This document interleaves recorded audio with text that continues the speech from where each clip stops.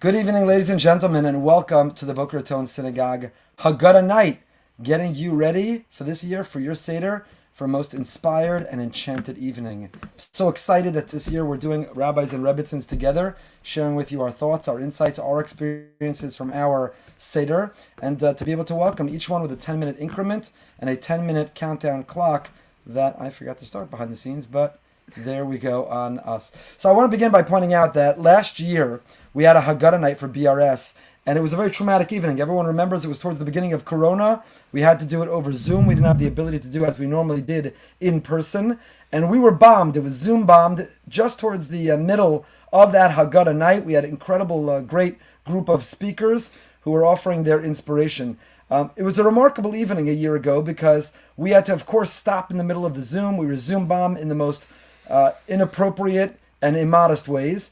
And when we resumed, we assumed nobody was coming back. Everybody would have just given up on the evening. But it was so heartwarming to see how many people came back. And it was a reminder of the very theme of the Haggadah and the Seder, that even though in every generation our enemies and our adversaries find new ways in order to try to conflict with us, and yet we overcame the tenacity, the resilience of the Jewish people. People came back on to learn. So we hope tonight, Rabbis and Rebbitzins, to be able to share with you three things: our Haggadah recommendation, some thoughts for running a meaningful and inspirational Seder, and a Dvar Torah. So I want to hand it over to Yocheved to share some of her thoughts with you.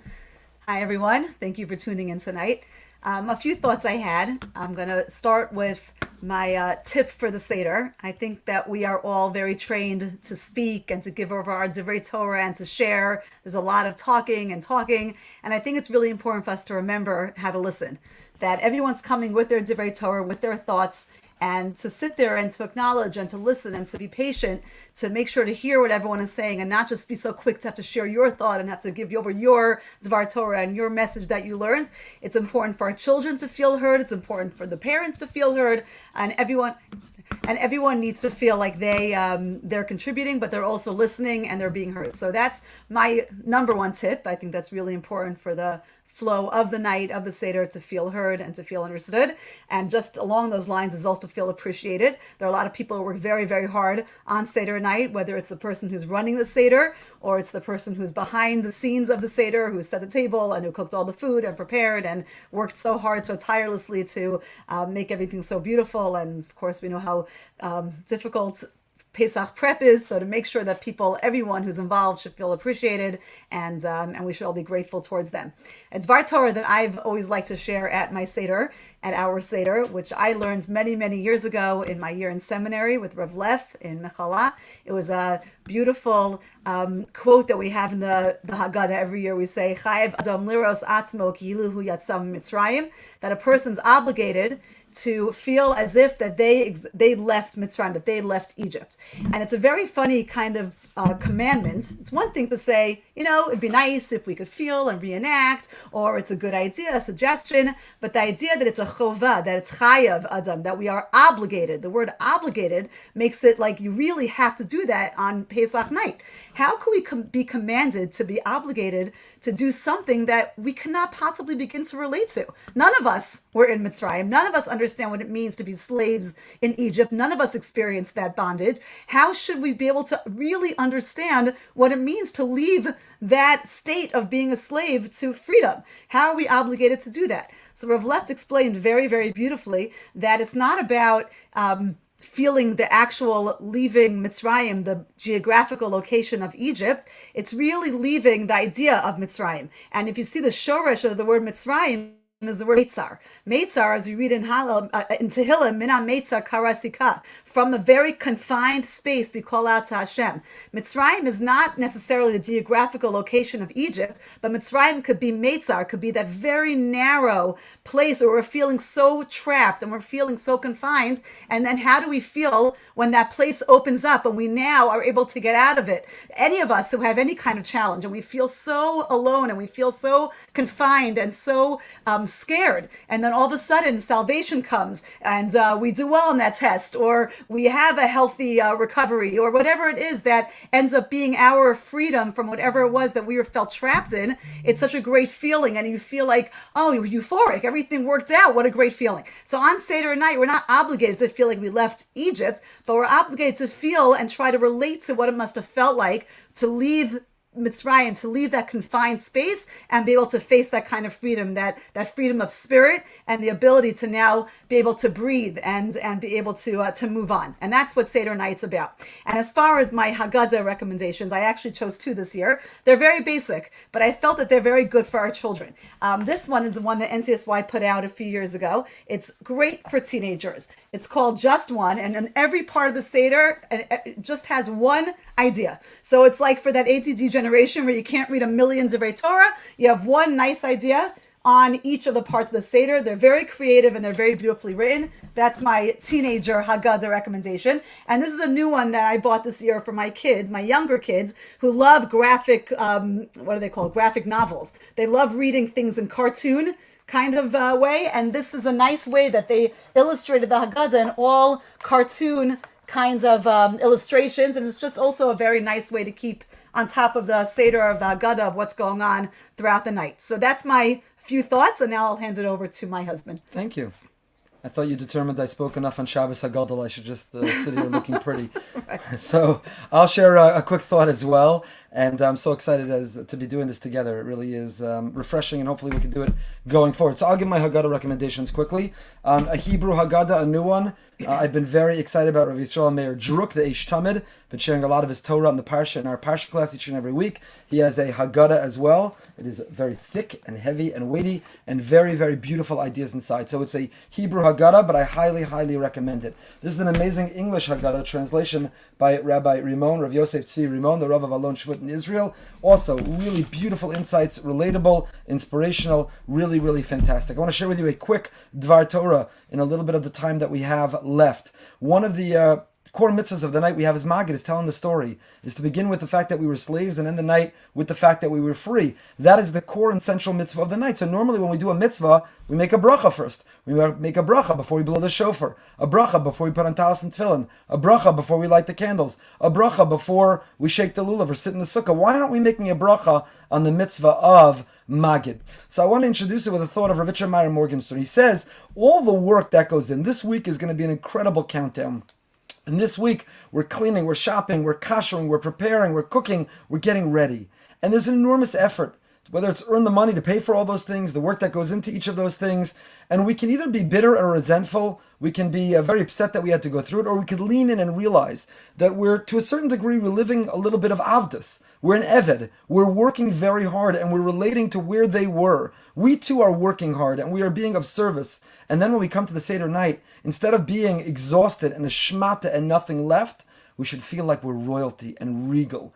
That we are living and demonstrating the whole experience of starting out working hard and enslaved to being able to achieve a sense of freedom by the end of the night. So in fact, the Chassam Sofer, a young man in our community, Tani Shaki loves to quote this Chassam Sofer, and then I saw it in a few places inside. We have the new Chassam Sofer Haggadah as well. Chassam Sofer says the following: there is a bracha on Maggid, but it comes at the end of Maggid. We know at the very end, before we begin the food part of the night, we make the bracha Asher Ga'alanu, we end Ga'al Yisrael. Why would a bracha come at the end? Normally you say a bracha at the very beginning. It introduces the mitzvah. The answer is, when we walk into that night, we're slaves. When we walk into that night, we're not yet free people. We're not yet Kedushas Yisrael. We have not been charged with the Jewish mission. We're not a covenantal community. By the end of the night, we are a collective group of gerim, of converts.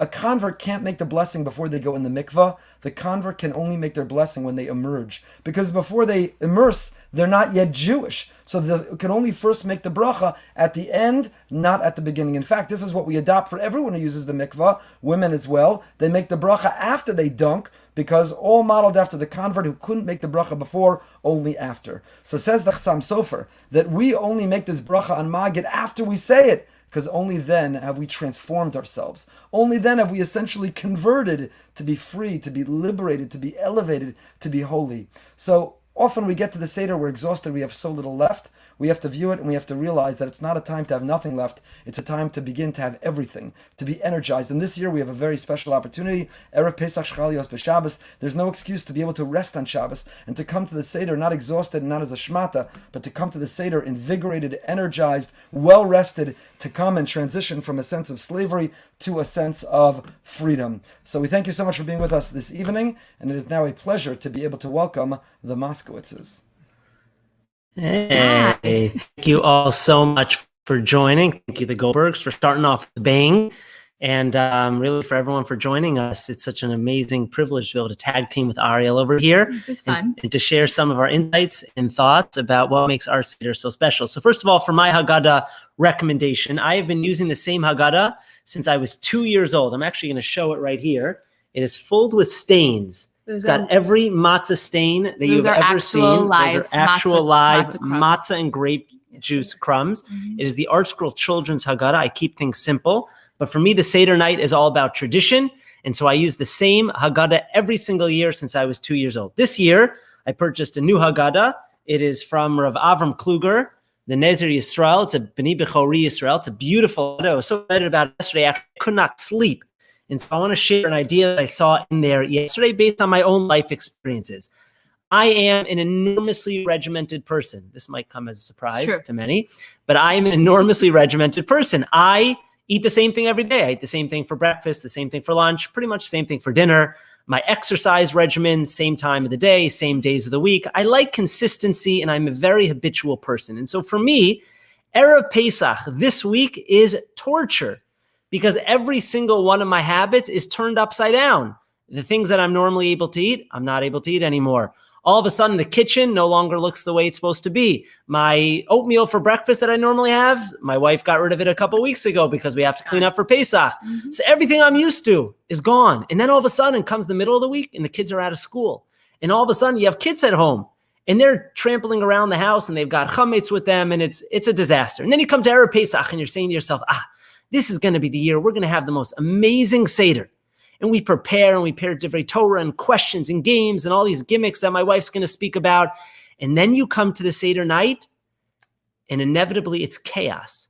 This child throws this at the other child. This child spills grape juice. You don't start the Seder on time. You start the Seder too late. You're moving too fast. You're moving too slow. It never goes the way that it's supposed to go. And so no matter how hard I prepare every year, the Seder night never ends up the way that I intended to. It is always more chaotic than the way that I wanted it to be. And if you feel that way, then this is Devar Torah from Rav Kluger.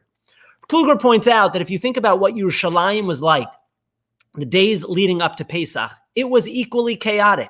Think about millions of Jews descending upon Yerushalayim. Now, you could pause right there, right? Orlando Pesach on steroids. Imagine millions of Jews descending upon Yerushalayim. And people are running in every different direction. Half of them are carrying animals on their back, right? Some are going to the mikvah because they want to become tahor. They want to become pure. Others are bringing the animals to an expert to get it checked to make sure that it's okay for the Korban Pesach. Then you have everyone. You think we were nervous about COVID? Can you imagine how nervous people were in Yerushalayim? If someone came over to you and touched you and they were tameh, it ruined the whole thing for you. The whole trip, the whole journey for nothing. You were nervous to come in contact with a bug because one bug, you're tameh, you're impure, you miss out on the whole experience. And so Yerushalayim was chaotic, says Rav Kluger. That's the way Pesach was supposed to be. The way Pesach was supposed to be, he says, Shekachu Seder Habriya Ba'arvei Pesachim. That is what Erev Pesach is supposed to be. It is supposed to be chaotic, and therefore you have to lean into it.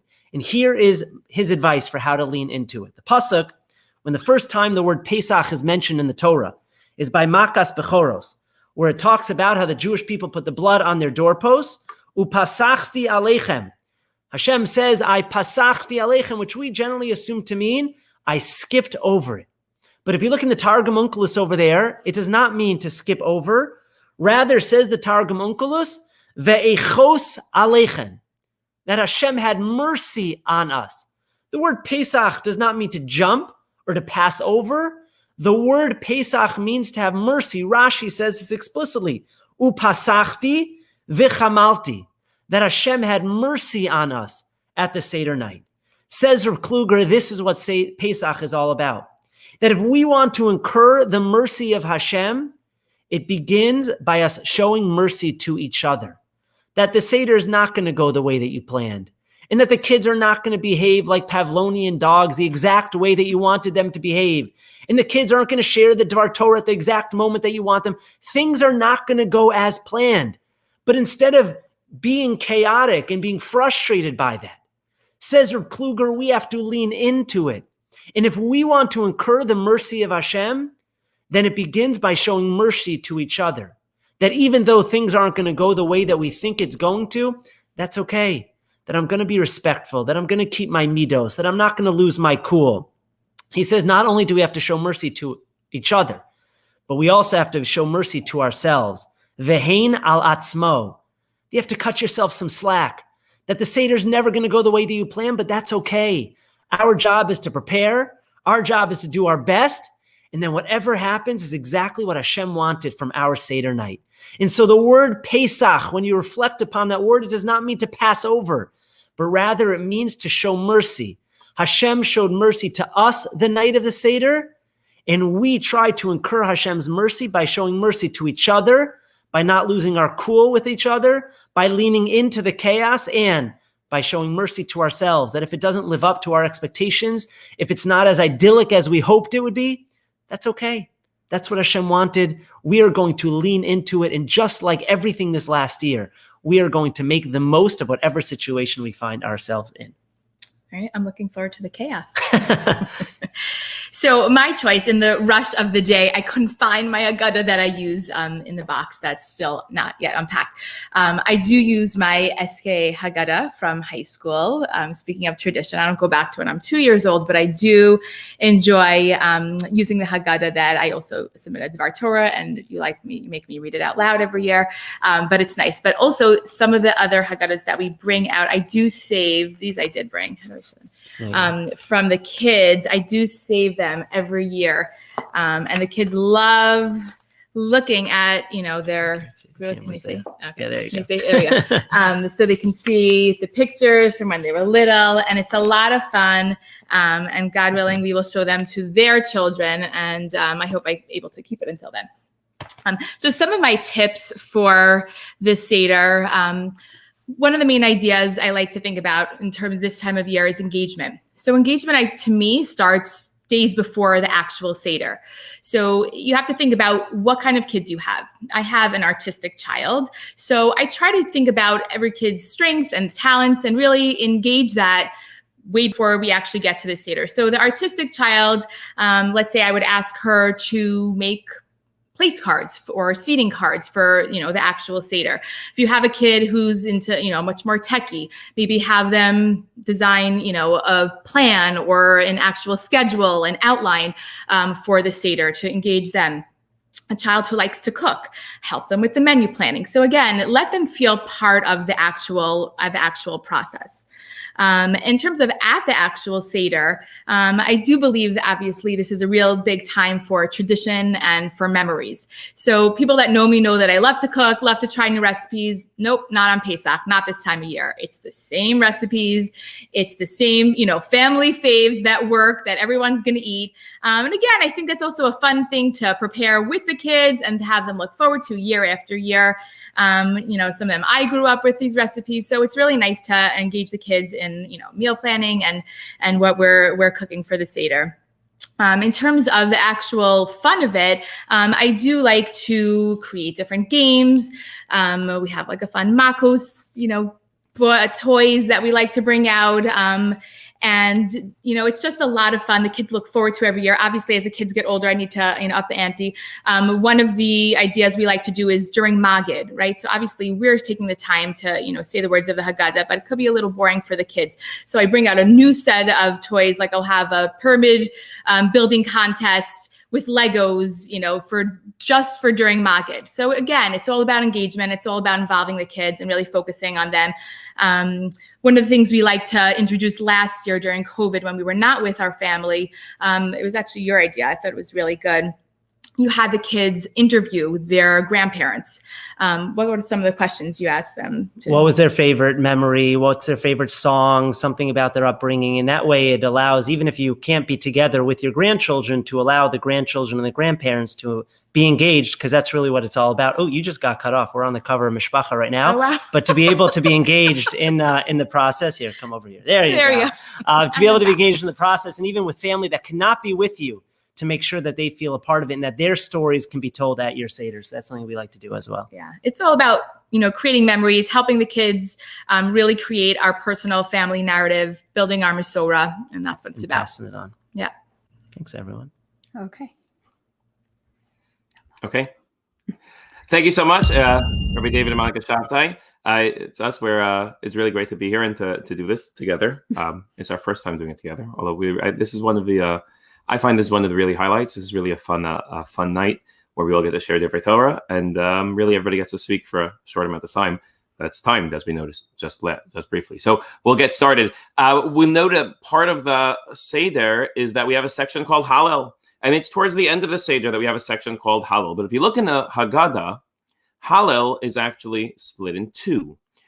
The normal Hallel that we're used to from davening, well, we say part of it during Magid, before we drink the second cup. We say the first two paragraphs. And then we go on to wash hands, eat motzi, eat matzah, bracha motzi matzah, maror, korech, then have the meal, and then the afikomen, birkat hamazon, and only afterwards do we finish Hallel. We sort of split into two. And the Torah writes, and that's why we don't make a bracha on Hallel. Normally we make a bracha on Hallel. But here, because we split it in two, so that's why we don't make a bracha. And in fact, he quotes that that's one of the reasons that many of the Sfaradim and the Hasidim say a bracha on Hallel and Shul. We say Hallel as part of Mariv.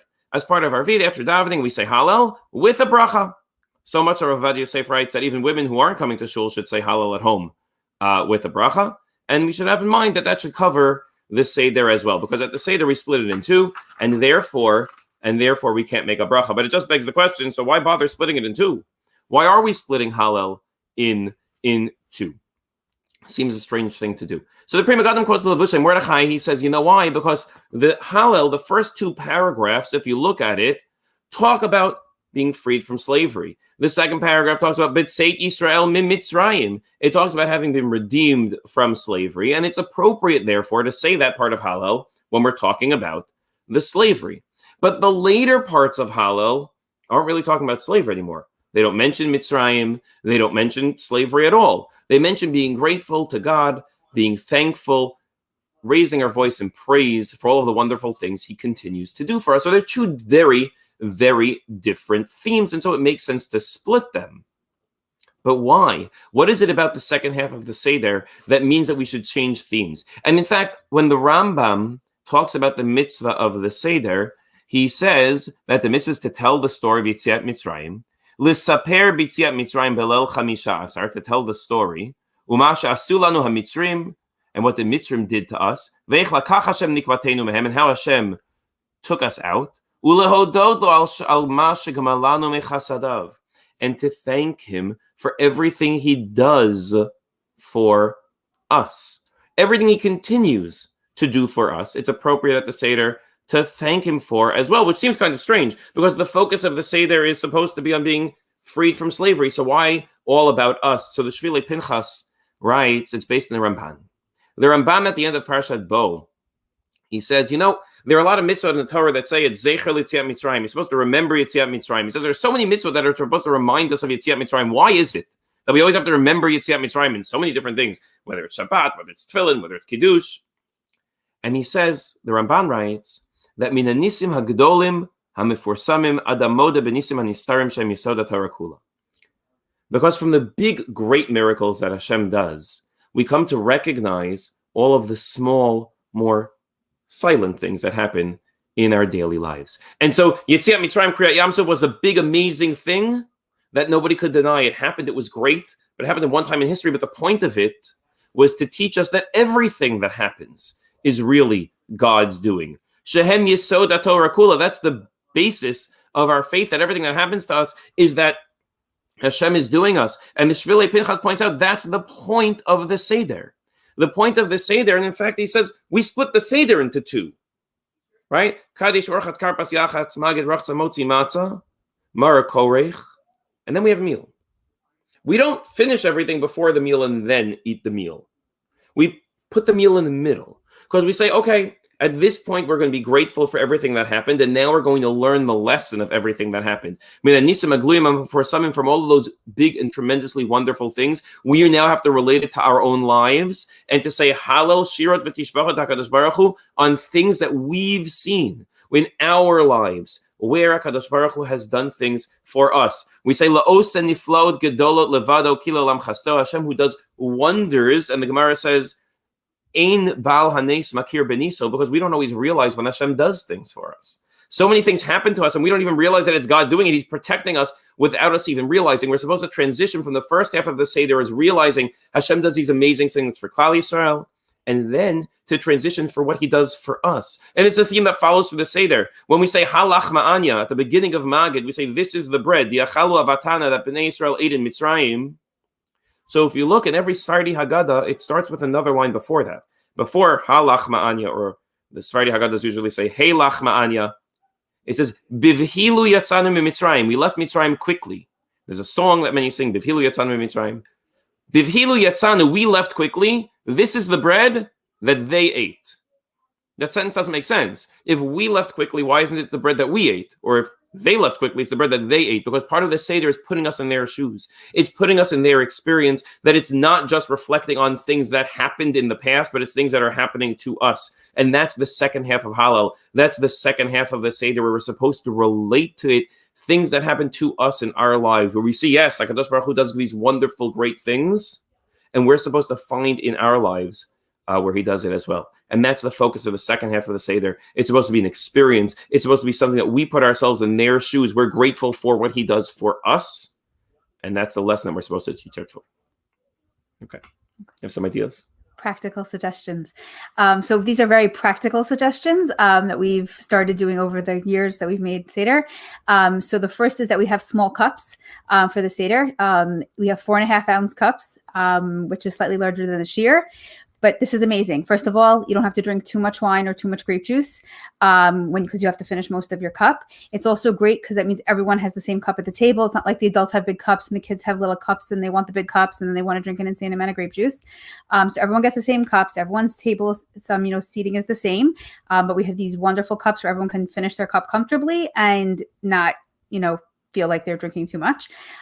So we like that. Another one is towels.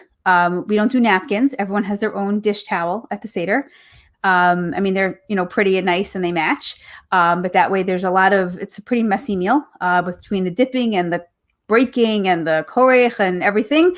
Everyone can get pretty messy. So everyone has their own dish towel. I have enough so everyone can have their own at each Seder.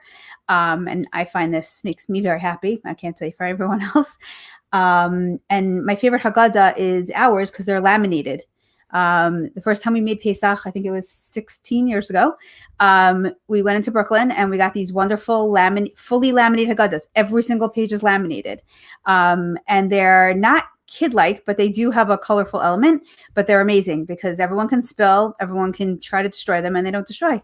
And as Ariel said, I do like the old kids Haggadahs, and I find it's really nice to bring them to the table for the younger kids to keep them a little occupied during Magid. They love to look at their old Haggadahs, their siblings' old Haggadahs, and we all enjoy them.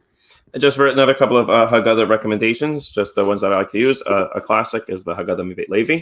Has all the interesting both halachic insights as well as different pieces in Hashkafa and Jewish thought. There's a brand new edition of the Maharal's Gvurat Hashem.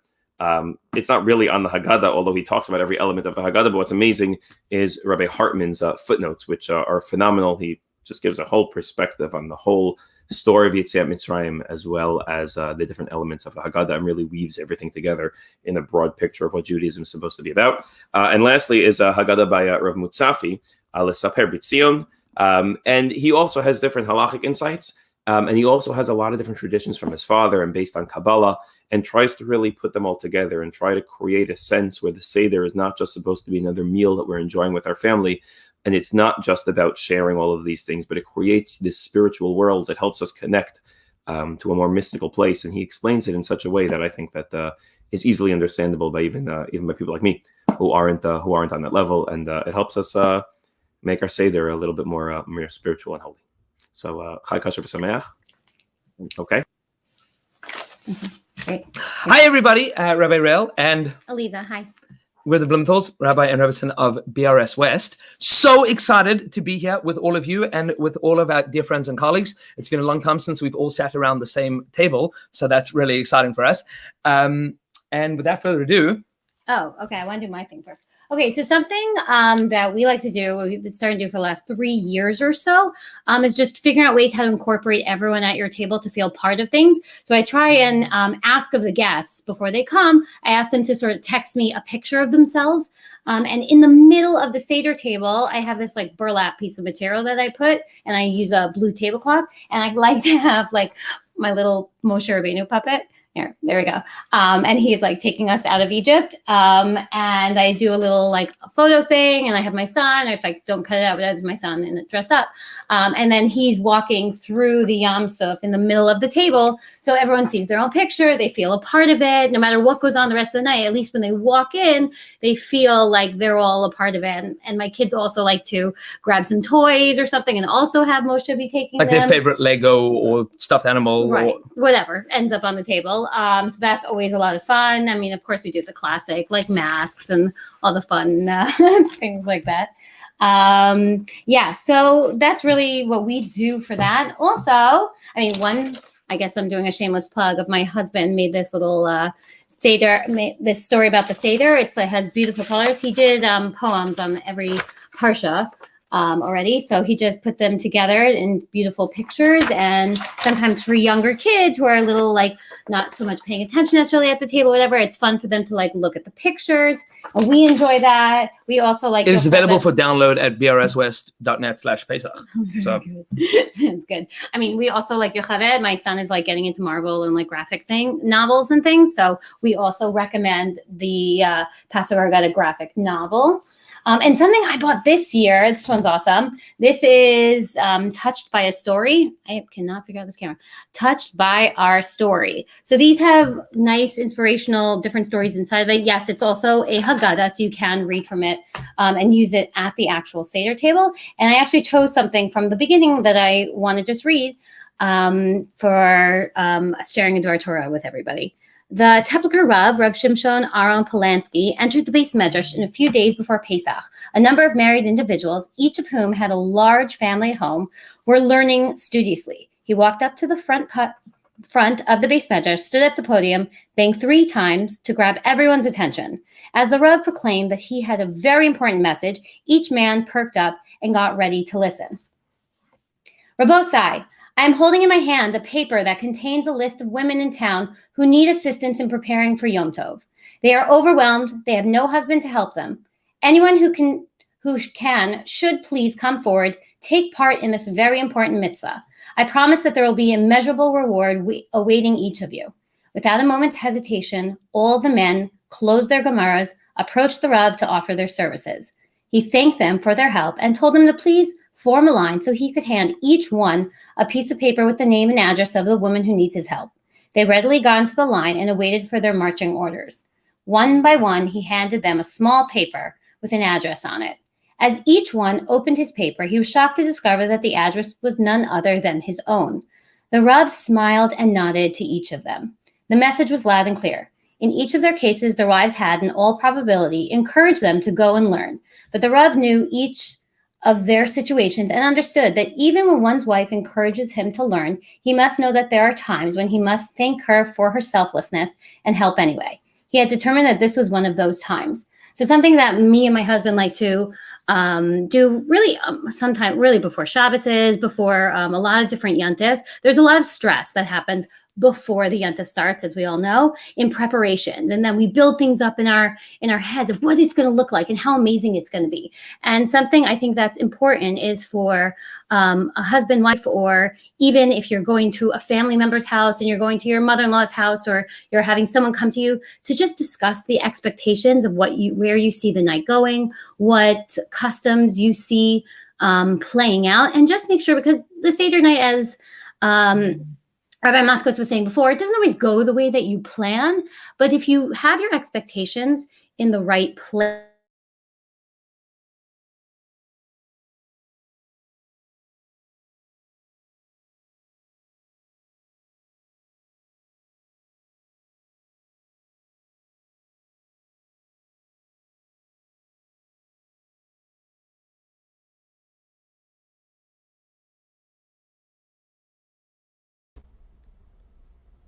It appears we are having some technical difficulties.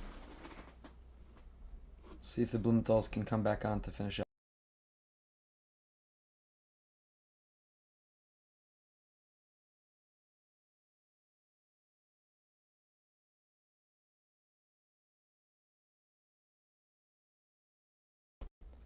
Okay, we're going to move over to the Brodies in the meantime.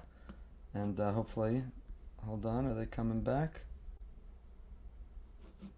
Let's see. In the meantime, we are going to go to the Brodies. The countdown clock begins.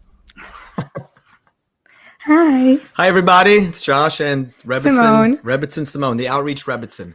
Take it away. We traditionally host many non-observant Jews for Pesach, so the following Devar Torah is one that I have shared with our guests. We try to focus on concepts and values that would speak to all people and even a beginner. One of the central themes in the Pesach story are the miracles that were an integral part of Hashem taking the Jews out of Egypt. The 10 plagues, the splitting of the sea, references to man. During Pesach, we recount miracle after miracle after miracle.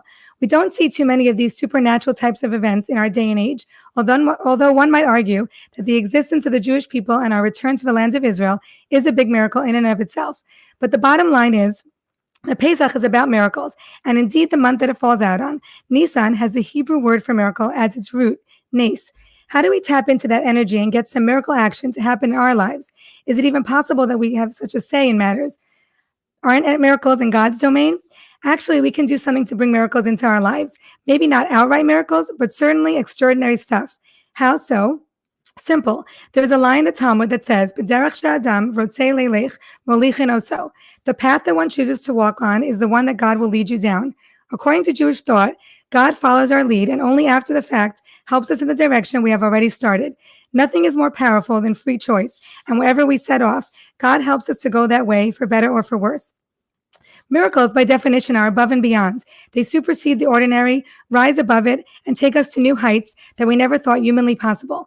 But if a person is locked in the mundane, the petty, the trivial, and the unimportant, then miracles have no room to get in. Magic can be happening right in front of your nose, but if you are preoccupied with insignificant or meaningless things, you may not see it, and then it completely passes you by. We are guilty of this all the time when we ignore the miracles in our daily lives. For instance, we take for granted the amazing state of our bodies or of nature because we're too busy zeroing in on a tiny 5-inch screen on our phone. We miss out on the amazing talents that are latent within each and every person because we get distracted by some petty flaw that they may have in their character or the way they look or dress. A person can be at a lavish, joy-filled wedding in a sumptuous setting by the ocean with the most wonderful finery and flowers and surrounded by love, excitement, and anticipation, but ignore it all because there's no salt at the table for the first course. We've all met people like this who completely miss the magic. Worse, we've all been that person. Extraordinary things can happen in your life even if you have an extraordinary outlook. It happens by seeing the extraordinary in the everyday. It happens by setting your sights a bit higher and looking beyond the silly, the petty, the unimportant, and the trivial. It happens when you focus on matters of truth, good, and making the world a better place, and ignoring the stuff that does not mean much in the long run. Obviously, we all experience challenging times and hardships in life. However, a positive outlook and an attitude can only help during those difficult times too. The path you choose to walk on is the one that God will lead you down. May we all merit to have an upcoming year with positive outlooks and positive outcomes. And may we recognize and appreciate everyday miracles. Have a Chag Kasher v'Sameach. Okay. Top 10 things the Brodies do to keep it rocking. And we want to keep the Seder rocking and rolling for all the guests and especially for the children. So the first thing we do, number 10, we want to make sure we get dressed up. Everyone gets dressed up. We want to make sure it's entertaining, especially because it's an outreach Seder. We have anywhere between 50 and 150 people in any given year. God willing, next year will be even bigger. This year's not so big, but next year is going to be great. We get dressed up. Number 2, very important. You got to prepare. Don't think you can just wing it because we do it every year or because you have the same Haggadah from when you were 2 years old. So you think it's the same story.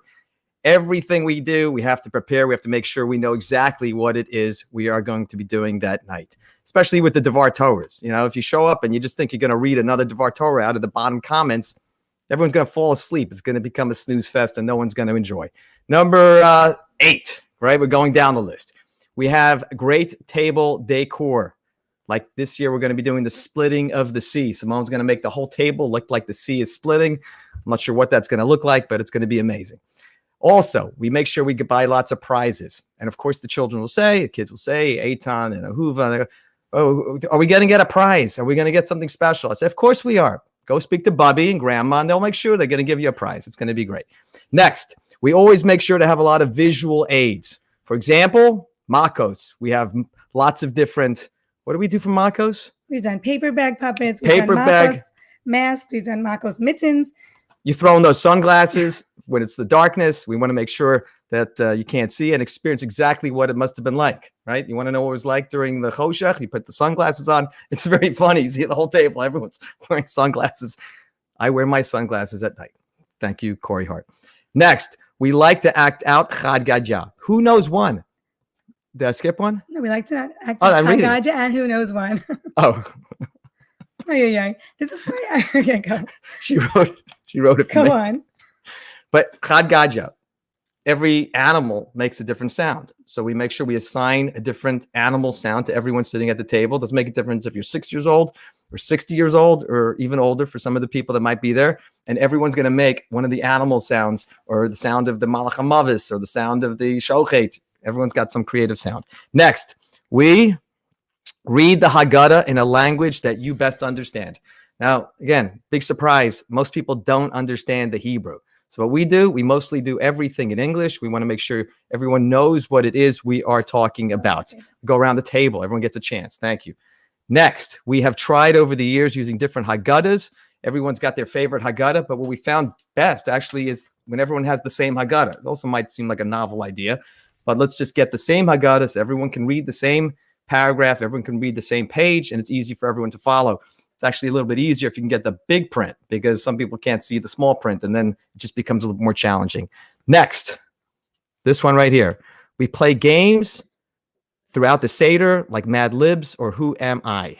I don't remember that game. Played Who Am I? Who am I? I don't. By that point in the Seder, I don't think I'm really aware of what's going on. But Simone said we play it, and of course, number one, the number one thing the Brodies do to keep the Seder rocking every year is we go to this great website, and for some reason they don't release it until like Erev Pesach, and then everyone's scrambling. Everyone wants to know. I tried looking today; they don't have it out yet. It's a place called Bang It Out, and you get what's called the Seder Sidekick. They've got creative songs to some classic TV shows, Gilligan's Island, or to latest movies. It's a lot of songs. fun, a lot of good things, and it really keeps everyone entertained. So it's all songs that talk about Pesach topics. So it goes Pesach along with topics. the Haggadah. And of course, our favorite Haggadah, it's got to be Rabbi Frand. Rabbi Frand on the Haggadah. Everything is very relevant. Everything is very easy to understand. Gives a nice little explanation on the bottom of the page of every one of the popular things that we sing.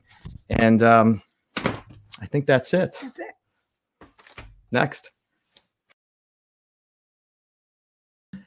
And we are back. Okay, I don't know You want to finish? Oh, I don't wow. have time. Yeah. Thank you, Rabbi Goldberg. There's a So, clock. Okay, go for it. so one thing that we started doing a couple of years ago, and it has changed our Seder forever, and for all the people that have come, it is both a Dvar Torah and a thing that we do, and I highly recommend it to everybody. And I'm happy to send the sources to anybody and everybody. I found this inside of the Beis Aaron of Karlin. The Beis Aaron of Karlin quotes from his father that right above Manishtan in every single Haggadah, and here's some Haggadah recommendations, Sfas Emes, and I found this one, eBay this year, used Sfarim website, the Haggadah of the Beis Yaakov of Ishbitz, which is phenomenal. Although myself personally, at the Seder, I use the ArtScroll Kids Haggadah because that's just for preparation. For the Haggadah, it's about the kids. And this is the point. Just before Manishtan, in every single Haggadah has the same words. It says, V'kan haben shoel. And here, the child asks. Says the Beis Aaron of Karlin, he says, Perush. This means, shoel hu lashon she'elu bakasha. Asking means requesting. What does that mean? Rod Saloma kan yochel habar yisol lishon levakesh me'av shebashamayim kol ma shetzarech lekabel chiyus al kol dvarim balayla hazeh. Here, every single child of Hashem, that's all of us, gets to ask Hashem for whatever we want. So just before Manishtana, the Haggadah is about to start. Everybody's really ramped up. You've done like the Kaddish and everybody's pumped up. We're at the point now where you're about to tell the story of Yetzias Mitzrayim. Everybody stops And I tell everybody, B'kana ben Shel, every single person now gets to ask Hashem for the thing that they want the most in the world. Everybody closes their eyes and everybody thinks for a couple of minutes. It's amazing. It's the most amazing thing in the world. It transforms the Seder table from just being about Pesach and ritual, which is, of course, insanely and essentially important, to being a place that we are inviting Hashem into our homes. Of course, this is the famous word of Rav Kook that we've mentioned many times in different places, that the word Pesach does not mean, like the Maxwell House Haggadah says, to pass over. The word Pesach means to pass onto, to land onto. Says Rav Kook, it's Hashras Hashchin, it's the presence of Hashem in our homes, in our lives, because that was the very first Pesach. The very first Pesach, Hashem entered into the Jewish homes. He didn't pass us over. He stayed with us in our homes, and that's why we could bring a korban in our homes. Every single home was like the Beis Hamikdash. And of course, like the Rebbetzin was saying, that requires a tremendous amount of preparation, tremendous amount of speaking and planning and figuring it out together. But I'll tell you a secret. And I can't name names and I can't mention, but there are people that have been in our Seder, and those that are listening and watching know who you are. The Baruch Hashem have davened for things at our Seder table, not just because it's our Seder, because Hashem is with us at the Seder. And those tefillahs were fulfilled in amazing, amazing ways. V'kan haben sha'al, specifically about your children. Ask for your children, ask for your family, ask for your home, ask for the things that you want, ask for the things that you need. V'kan haben sha'al, this is the opportunity for Hashem to be in your home like never before. It's the one time in the year that your home is the Beis Hamikdash. The Beis Hamikdash that will one day be rebuilt, and the Beis Hamikdash that was long ago destroyed. The first time that there was ever a Beis Hamikdash in the history of the Jewish people was every single Jewish home in Mitzrayim. Hashem came to our homes, and He comes back every single year. Every single year, Hashem is in your home. So I want to give everybody a tremendous bracha that you should daven for the thing that you want, and that Hashem should give you everything that you want. V'kan haben sha'al, this is your opportunity to ask Hashem for every single thing that you want. And He writes, lahasig ma sheloi amal v'yageya al zos, even for the things that you haven't earned. You can ask Hashem for whatever, because Hashem is our Father and He loves us. And when your kid comes up to you and says, Tati, manishtana, help me out here, this is what I want, the only thing that a parent wants to do is to give their child everything in the whole wide world. Thank you so much for listening. And I want to wish everybody a Chag Kosher v'Sameach. Turning over to my dear Chaver, Rabbi Zions. Thank you so much. Eli Zions here. I just wanted to echo some of the things that were said. First of all, thank you so much for all the Rabbanim, my colleagues and friends, for putting this together. It's unbelievable. I wanted to share just two different Haggadahs, of which I'm a tremendous fan of. One, which Rebbetzin just said, is Touched by His Story. It's a classic. It is unbelievable. It's practical, great stories, very entertaining and incredibly inspiring. Another, for those who like to get a bit more advanced and delve a bit more into the depths, this is a Haggadah by Rav Moshe Wolfson, Yesav Yirsach, on his Perish, Emunah Sitecha. Diamonds. I'm telling you, delicious. You could be full on just reading the Haggadah alone. You just got to save room for Afikoman. But with that, just to follow off the heels of Rabbi Blumenthal, Mani Shtana Halayla Hazeh, and we asked these 4 questions, and an ocean of ink has been spilt, addressing and delving into the depths of that. One of the primary questions. It seems to be that there should be a lot more than 4 questions to be asked. There's a lot more. There's many differences that occur throughout Seder night that are not limited to the 4 questions in which we ask. We don't ask about 4 cups of wine. We're not asking about, traditionally, after Kiddush, we get to eat. You don't have to wait 2 hours before you eat. Why tonight do we have to wait so long before we begin to eat? And all the differences throughout Seder night. So why is it that when we're asking Mani Shtana Halayla Hazeh, we're limiting our questions to these 4, and why these 4 specifically? So I'd like to share with you two thoughts and approaches. One was being the Abarbanel. It gives such a beautiful insight. He brings it's based off a Gemara in Chulin that describes a treifa, an animal which is no longer fit for sacrifice, an animal which is no longer fit to be consumed. It's not kosher anymore.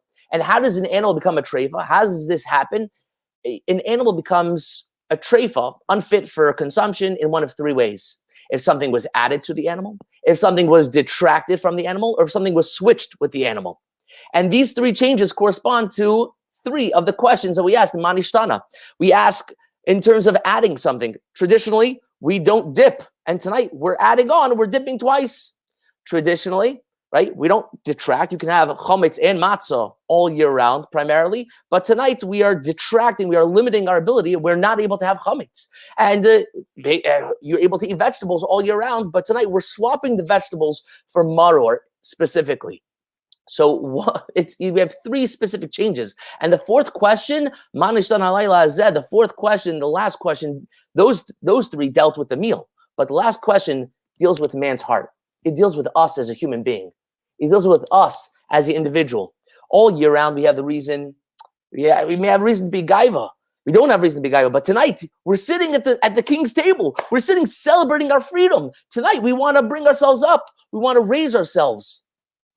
So we don't need to mention any other differences. We don't need to ask any other question. You know why? Because every other type of difference, any other type of question will fall into one of these 4 categories of changes. And it's very interesting to note that this also corresponds to the 4 sons. You have the 4 sons. You have the Chacham. The Chacham is wise. He's very happy with what he has. He doesn't need more. So when we add to the Seder table, when we add to the night, he's wondering, Abba, Ima, Mom, Dad, Tati, why are we adding? Why do we need to do these things? Why are we dipping? And the Rasha, the wicked son, he's never happy with what he has. He's not looking what we do have. He's not looking what's missing. Where's my bread? Where's the chametz? Where's my food? He's always looking at what we don't have. The Tam, the simple son, the simple Zis Neshama. The Tam, he's very simple. He's not asking what's missing, what's there, what are we adding. He's not thinking that. Where's the vegetables? Where's the salad? What's with the maror? Why are we switching things around? And the She'eni de Elisho, the tzaddik, the She'eni de Elisho, he's such a tzaddik, but he still doesn't know. After seeing all the changes that go on Seder night, after seeing all the changes around him, and you still don't know to ask, you're still not able to recognize the change. Now we're able to really identify that this truly is a child, She'eni de Elisho. As we go through Seder night, we have to recognize the change that occurs on this night within each and every one of us. Throughout the pages of history, change and miracles, nisim v'niflos occurred on this night, and therefore that redirected our life. Within the next 30 seconds, at the very end of the Seder, we end off with Echad Miyadeya. Why are we singing this so much of a child song? We're asking, who knows 1, who knows 2, who knows 3? And all the adults were singing this song. You know what it is? Because after growing, after having such an incredible spiritual change throughout Seder night, come Seder night, we were able to recognize the change ourselves. And come at the end of the Seder, it's a litmus test. When we say 1, what's the first thing that comes to mind? 1, of course, 1 is a Kodesh Baruch Hu, 1 is Hashem. Who knows 2? 2 is Shnei Luchos Abris. At the end of Seder night, that is the climax. That is the litmus test of how much we've changed. And Be'ez Hashem, as we all go into Pesach night, to be able to recognize and embrace the change and growth within our everyday life. And ladies and gentlemen, I hand it over to my dear friend, Rabbi Shabtai. Shalom Aleichem. Thank you very much, Rabbi Zions. So to start off with a Haggadah recommendation, and actually is not a Haggadah. I've become obsessed in recent years with the writings of the Ramchal, or Moshe Chaim Luzzatto, and he has an essay. It's the essay Ma'amar Chachma. You can just Google it. You'll get it online. It's a phenomenal short essay. It's not giving you one line here. Why does it say this and why does it say that word? It's an entire approach explaining to you the significance of the mitzvahs that we do in the Haggadah, Pesach night. It's remarkable. I'm going to stop talking about it now, but it's amazing. You should get it. I want to share one brief idea with you. It's an idea I heard from Rav Chaim Eisenstein, a Rebbe at the YU Gris Kollel, who heard it from his Rebbe, Rav Abba Braunspiegel. He actually said that this was Rav Braunspiegel, who used to be a Rosh Hashiva at YU, later in Landers. This was actually a master's thesis that he wrote, talking about how the Haggadah, Pesach night, the Seder night, is actually Chazal's paradigm for how to go about teaching. That's a very cliche idea, the notion that Haggadah Levincha, this is the night that we focus on teaching our kids. But I believe he points out a number of ways in which Chazal were way ahead of their time in terms of the method of the pedagogy, but how we go about doing it. So 3 examples that he has. Number 1 is the notion it's not just about teaching, it should be interactive. We want to prompt questions. And therefore, we have the questions that we try to get them to ask questions so that we want to have them engaged. Okay, it's an idea we're all familiar with. Number 2, we want to have audio visual. We want to have props. Matzah zoo, Pesach, Moror zoo. We want to have the different items to catch everyone. Not everyone's an audio learner. Some people are visual learners. They have to see it for themselves. When we're teaching, we also should make sure to engage the different senses. And a third idea, the notion of differentiated teaching. We don't just say a lecture and just let it go and everyone will just absorb it the way they absorb it, but we have to kind of segment. We have to go to each one. The Chacham learns like this and the Tam learns like this. In our classrooms, in our families, we have to be sensitive and aware to the differences and the different styles and the learning styles of our students and our family members to make sure they're able to absorb it well. So 3 ideas: the notion that it's interactive, the notion we want to use props, differentiated learning. Chazal were way ahead of their time in showing us, this is the paradigmatic night, showing us how to go about teaching our families, our children. I want to take that idea one step further. There's another halacha, it's a lesser known halacha that's in Shulchan Aruch for Pesach night. And the halacha is that when the Seder is over, you're supposed to continue being involved in Sibir Yetzias Mitzrayim and involved in the learning until, not until the entire night, until you fall asleep. Until you fall asleep. And it's a very strange halacha. We're familiar with Shavuos night. We stay up all night learning. There's some who have a custom on the Shvi Shel Pesach, the last night of Pesach, to stay up all night. The notion that you stay up only in so long you're going to stay awake. Once you fall asleep, that's it. It's over. My brother likes to point out, my brother, Rabbi Dr. David Shabtai, he likes to point out that depending on how much wine you had and how high alcoholic content you had, this halacha could be easier to observe than others. But leaving that aside, what's the meaning behind this? Based on Rav Bronspiegel, I want to say, sometimes we feel, I think many of us feel as if when we give a shiur or when we're teaching somebody something, in particular on Seder night, it feels very performance-ish. It feels like it's a theater. Like, now say your line, say your idea. You take one idea in the Haggadah, you say it over, you teach people what it is. But what the Chazal are teaching us is it's not, the most important thing is not just what you say at the theater, at the performance, to say your lines. What happens afterwards? What happens after the Seder? What do your children see you doing afterwards? When they see that you keep on going afterwards and you're involved in Sibir Yetzias Mitzrayim, you're involved in the values that you're trying to communicate to them, it's not just lip service. It's not just what we all know, Seder night, we're going to have a program. Boca Raton Synagogue is going to have a program, Haggadah Night. And you're going to learn ideas and you could share these ideas at your Seder. How amazing, 100%. It's great that you have ideas to share at your Seder. But our children should see that we care so much about it, we're invested, we're involved in it, even after the Seder is over. And why until you fall asleep? The notion is until you have no more koach left. This is where your energies are. What you do until you fall asleep, I believe, defines who you are. I mean, if you just did it for 20 minutes, for 30 minutes, if there was a set time you're supposed to do it until, that wouldn't capture the idea. The idea is you do it until all your energies. This is your identity. Your children should see the authenticity. This is who you are. You genuinely believe this. So when we talk about what's a tip to prepare for the Seder night, I think we have to do a cheshbon nefesh. We have to test ourselves. We have to internalize these ideas. We have to make sure we're so authentic, we're so invested, we're so involved ourselves that then it overflows to the people around us. But it can't just be for the sake of the performance, the theater, to have the idea, to check off the box and to be done. And just concluding tonight's program, you must have learned many, many brilliant and beautiful ideas from all the different Rabbanim that spoke before now.